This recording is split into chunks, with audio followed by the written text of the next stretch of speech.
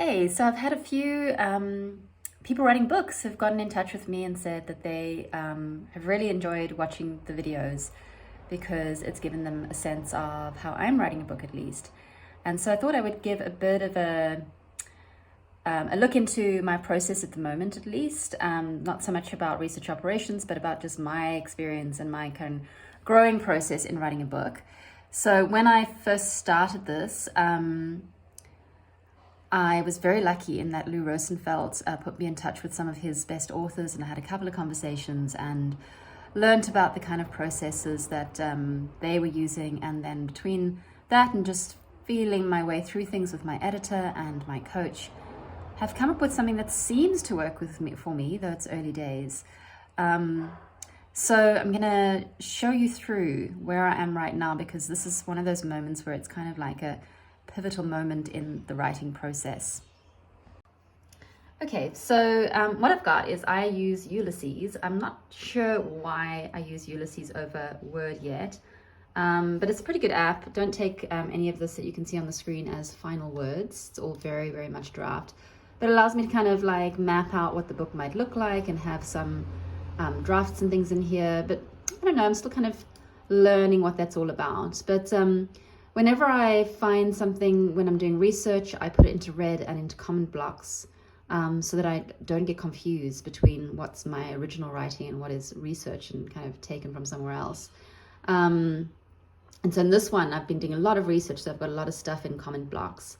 Now, when I get to this point and I've got like 29 pages or something like this of a ton of stuff, some of it's mine, some of it's not, I haven't quite bedded down the ideas, I get kind of stuck. And this is when things have to change, because I would just be looking at this wall of words and kind of wondering what it is I do about it all.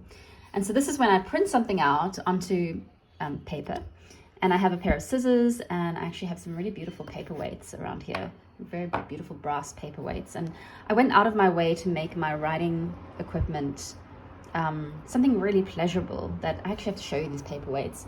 Something really pleasurable that I enjoy using, and kind of makes the process really nice. And so I've got several of these little brass paperweights, and they're very beautiful. It's from a company called WiP Studio in Taiwan, and it's a very nice sticky tape dispenser.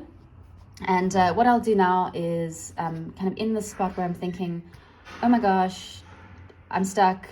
I've got all these words, got all these ideas, but I have no idea what to do with it. What I'm going to do this morning is go through all of this and start chopping it up, and kind of start chopping it up pretty randomly. I don't get too attached to it, and just into like little sections. So I might cut this out and start to move it around. And then what I'll do, and this is kind of sort of the old one, so it's falling apart a bit now, but I'll be remaking this today. I'll go through and start pasting stuff up with notes and things into an order on my boards.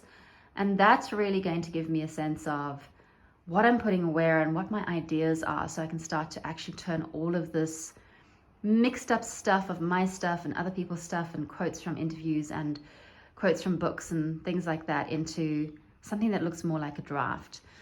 And so the other thing that I've learned with all of this is that a draft is really, it's a rough sketch of where you're going, and I just didn't understand that at the beginning of the day. So that's a bit of an insight into my process. Maybe it helps some of you. I'm not saying it's right. It's still very much a work in progress for me, and certainly it's almost like a work in practice for me.